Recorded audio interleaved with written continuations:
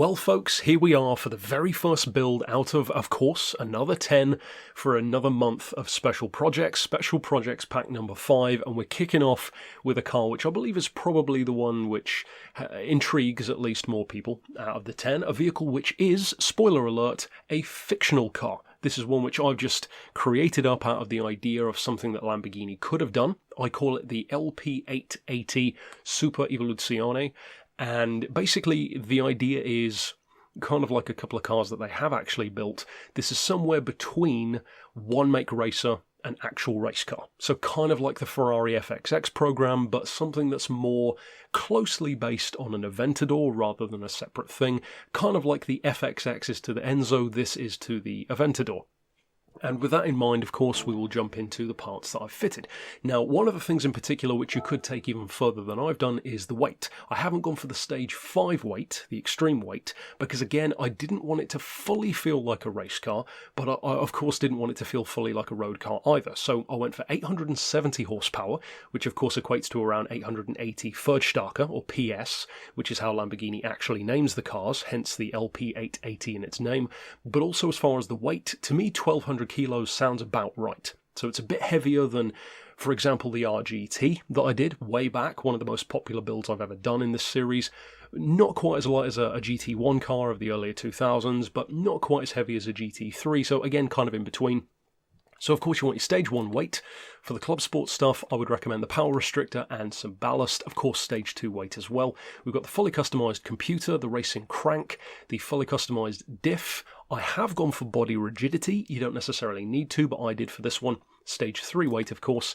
As far as the racing stuff, we've gone for the exhaust, the filter, the manifold, pads, and of course discs. It doesn't really matter, as I've said before, which ones you go for. You could go for slotted, drilled, or even the carbon ceramics if you really want to splash out.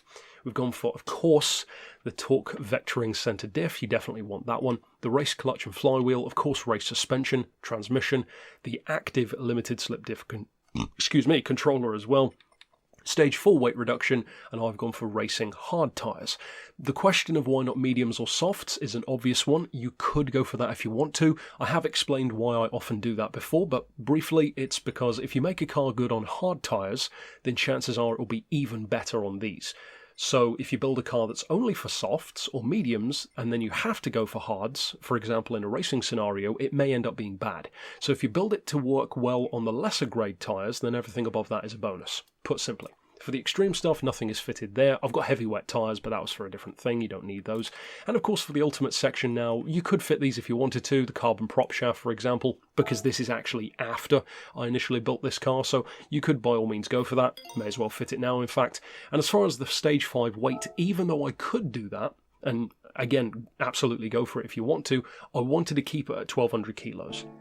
Plus, it's pretty expensive if you don't necessarily need it for the build. So that's it for the tune, or for the upgrade parts, I guess, more specifically. Of course, as far as the visuals, I will have flashed up on screen at the start that you can grab this from the player who made it down in the description. There's a link there to add it to your library.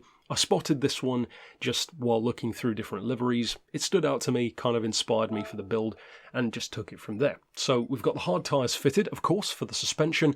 I've got the ride height set on 87mm on the front, so just 2mm higher than the lowest, and 97 on the rear. So a little bit of a snowplow design, but it really doesn't look that way.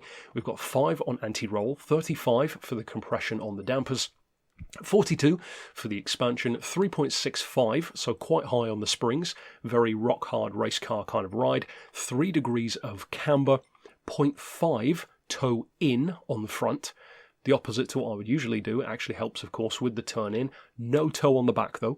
And as far as the diff, I've gone for the lowest settings on the front, the highest on the rear, and as far as the actual torque split, you can actually get a bit creative with this if you want to. It really does depend on how challenging you want the car to be, because this fictional build, unlike the RGT, which is a rear-wheel drive car in real life, this is not designed to feel like a rear-wheel drive car. Because as you could see from the title, I've called this the LP880-4. So very deliberately, it's still an all-wheel drive car. That is how I envision the machine. So I still want it to have all-wheel drive, but with very much a rear end bias, hence the 20/80 split. So you could go all the way up to 50/50 if you want, or even all the way down to 5/95 if you really want it to feel like a rear-wheel drive car. But for me, I like a 20/80 split on this one, so give it a try and see what you think. As far as the transmission, we've got an auto setting of 350. Then for the ballast, we've added 26 kilos to bring up to that 1200 weight. I've put that all the way to the front. I guess technically, if you did want to buy the super weight reduction, the level 5, you could put it even closer to a 50/50 if you want to, but for the sake of $500,000, it's a bit expensive just for the sake of that, so I'll leave that down to you. As far as the downforce, that is of course as high as it can go. You will incidentally need the wide body, that's pretty obvious, and if you download the livery you'll see that anyway. And of course you can see all of the other parts here that we have installed. So naturally, all that remains is to of course jump out to Monza, appropriately given the RGT build from a few months back, to see what it can do in practice. So of course, with the 1200 kilo, more downforce, race-tired, lower, weight, higher power, 870 horsepower Aventador, it's never going to be slow. The real question is, how does it compare to something like the RGT build? Well, to me, I would definitely say that the RGT is a build that I'm more proud of, simply because of how drastically different it feels to the base LP640.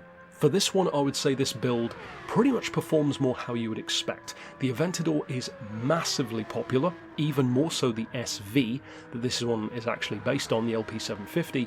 Hugely popular car. You already know it's going to be fast, and it is. It's still well under 800 points, so you could use it, for example, for the hypercar race at Le Mans, or any sub 800 point level event. 780 is pretty good to work with, and even if you were to use it in those events, it's got such a balance of power and weight, with of course a huge amount of grip, that you can do so much with it. It's phenomenal in the straight line, of course has tons of grip, and the only word of caution I would give is, because even though it is lighter it still feels heavy, as the Aventador kind of always does, I would recommend braking a little bit earlier than you feel like you should. Because at the end of the day, it is still a modified road car, not an actual race car, so you have to account for that and kind of brake just that bit earlier than you think you usually would in an actual, for example, GT1 car. So if you do decide to use it, of course I hope you have a ton of fun with the build. Of course stick around for the 9 others this week, and of course for now, as always, thanks for watching.